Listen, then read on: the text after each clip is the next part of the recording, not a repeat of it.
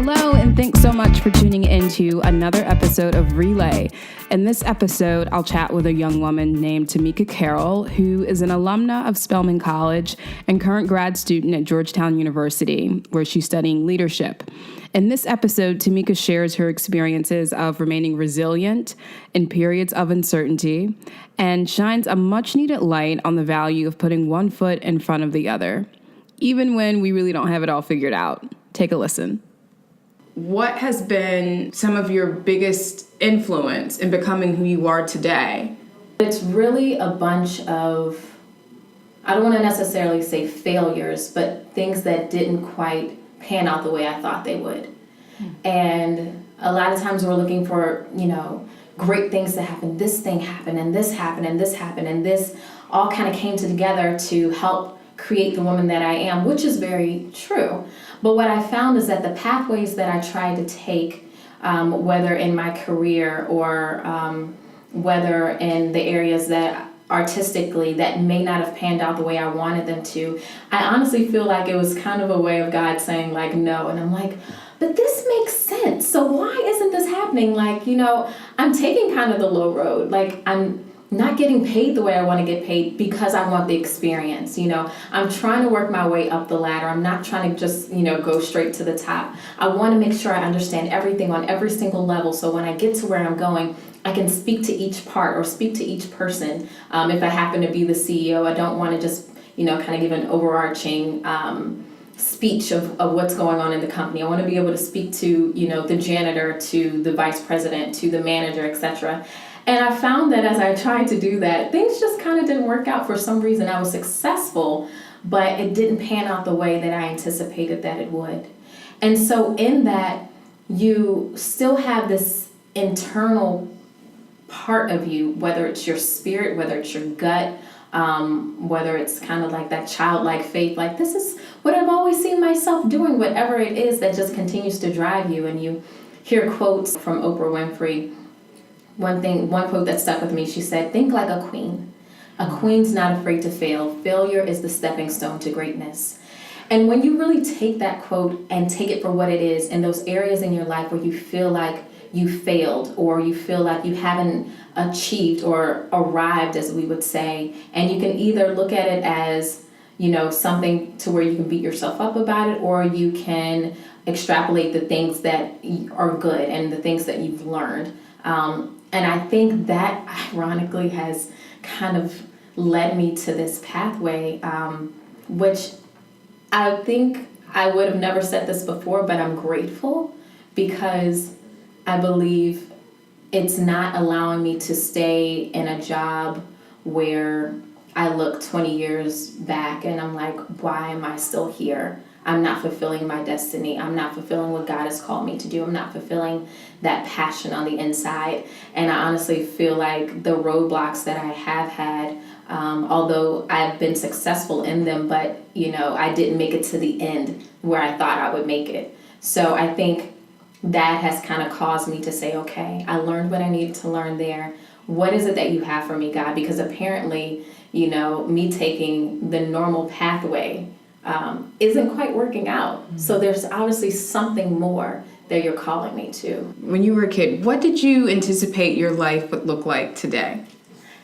I don't know if I ever thought about myself in my 30s, but I will say in high school when I thought about myself in my 20s, I thought that, number one, I would be a multimillionaire, like in my early 20s, no problem. I think as a teenager, I didn't quite understand money, like the way that it really works. And I was like, yeah, I'll be a millionaire. Like, that's no problem. Like applying for a job, like, yeah, I'll get that job. I'll be a millionaire. But I had always wanted to be a pediatrician. So literally starting from elementary school up through college, everything was focused on medicine. But now I'm still desiring to help people, but it's just in a different way. I've spoken at a leadership summit in Africa, and just speaking to the university students there, just how much they glean from you. I mean, just how much they want to know and to understand. Tonight I went to a birthday gathering and I spoke to my friend's mother, and we literally sat and spoke for like 20 minutes and just kind of we were exchanging kind of life experiences, and she was just giving me life just from simply, giving me tidbits of wisdom. And so even though I was getting so much from her, she was telling me how much she was getting from me. So I think we help one another in the smallest of ways that happen to sometimes be the biggest of ways. So it may not necessarily be in a classroom, or at this moment it may not be in a boardroom, but I believe even, grabbing coffee with someone, or meeting someone in the grocery store, that there are ways to influence others to live and to see the beauty in themselves. That word evolve, for a lot of people, it's very scary. It can be terrifying to evolve. Does change, is that something that excites you, or do you ever get nervous about it? Or have you found yourself evolving so much that it's just become another thing that you just do? Is it like drinking water at this point? I think so. I think it's the latter. I think just at this point in life, you just, sometimes you don't expect things to happen the way they do. And you can either hold on to the reins and fight it, or you can let go and flow with it. And one thing I've learned, I don't remember who said it, but I remember when I heard it, it resonated with me, that there are two types of strength. You have the strength of an oak tree, but then you also have the strength of a blade of grass. That no matter how the wind blows, no matter how hard it blows or how soft it blows, when it's done, it's still standing straight. However, with that tree, if it blows hard enough, that tree's going down and it's not coming back. So I realized I didn't want to be like that oak tree that just had the appearance of strength.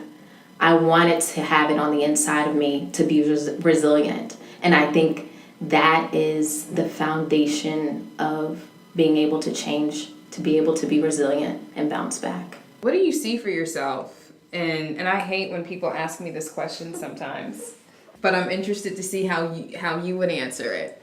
What do you see for yourself in the next 5 years? Oh, wow. Oh, you know what? We don't even have to do 5. In the next year. That's even harder. God. Well, definitely, graduation will be here next year. There's so many ideas that I have that I would love to move on and move towards. But one thing that I've committed to myself is making sure that I take time out for me and I take care of self. And I think that's the most important thing.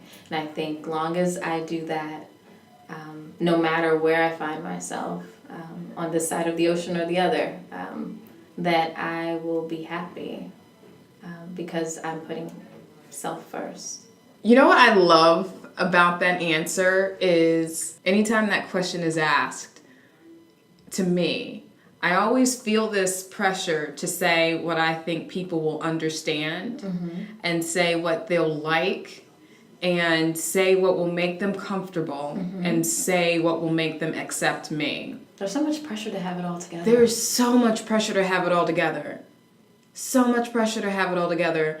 And I meet people who have it all together by society standards, and they are some of the grumpiest people and truly unhappy because you end up living your life to have an answer that people like. Yes. To have an answer that other people accept. Yes. You don't accept it deep down, right, but it makes somebody else feel good. This outwardly thing. And I do feel like you being that open and that candid and that genuine to say, I don't know. And that's still okay. It took a while to get to that point, but yeah. I mean, I applaud that. The universe has a certain timing for each and every one of us. And, a graduation scheme or, what your mom did, what your dad did, what their timeline was, being okay with not having the timeline that the people who raised you had and still saying, I am still someone who is worthy. Right. That's huge. Yeah. That is huge. And so many people live their entire lives and they never get to that point. So kudos. Thank you.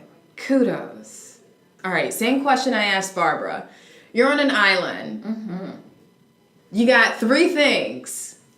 What do you take with you? Just 3. Because I think it's necessary to my life. An unlimited supply of food and water, like spring water and all the foods that I like. Man, 3? I think you asked her 5. I may have done 5. My bad. 5. Man, still. All right, so an unlimited supply of food and spring water. My Bible, a computer or a laptop with a hotspot so I can FaceTime and keep up with what's going on in the world. I'm teetering between my saxophone or either good hair products.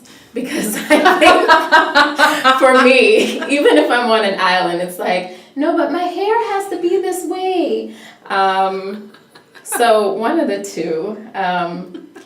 And I would say 5, I would definitely have to have a voucher to like Wheels Up or someplace like that would allow me to be able just to kind of send them, a quick email and say, hey, I'm ready to leave the island now. So those would be my 5 things /6. So yeah. That's funny. But the hair products one is real. No, it's that's real. a real. Yeah, that's real. Yeah. Even by myself, I'm like, no. Yeah. No. I know you all can't see me, but really, like, no, my hair needs to be on fleek, as they say now. I guess. Oh gosh. Oh, that's so funny. And lastly, what do you want your legacy to be? I want my legacy to be love. I know that's a broad statement, but that's the first thing that came to mind. 1, loving God. 2, loving yourself. And 3, loving others. And I think through that process, if we genuinely express love the way love is meant to be expressed, peaceful, long-suffering, gentle, kind. I think as you actually explore the attributes of love, life begins to open up in a way that I think we never would ever expect, especially when you're empathetic and you're able to love and respect others. And it doesn't mean that you have to be in love with anyone, but that sense of respect for one another is huge. And I think through that, you'll begin to live because you'll see the beauty in what God has placed here on earth. You'll see the beauty in yourself, and you'll see the beauty in others. Beautiful. That's beautiful. Wonderful. It's beautiful. You said that like poetry. Well, thank you. With the hand motions to follow. We're just going to snap to that. You can do that. We're just going to snap to that. So I just want to say that this is the end of our interview. And if you feel like I feel... No. Oh, I love it. Thank you. Thank you. Thank you. Really. I definitely enjoyed this. I think I'll even have to go back and listen to this because I think you've kind of, at times we think these things or we feel these things, but never really get a chance to verbally express it, especially with someone as yourself that's on that same level, that same playing field, that desires so much more, and then you being able to use your gifts and talents to allow others to express themselves. So I say thank you just for even allowing yourself to kind of be brave and step out and explore with those that are around you, whether they're your mentors or your peers. And I'm excited to see what's next for you. Oh, thank you.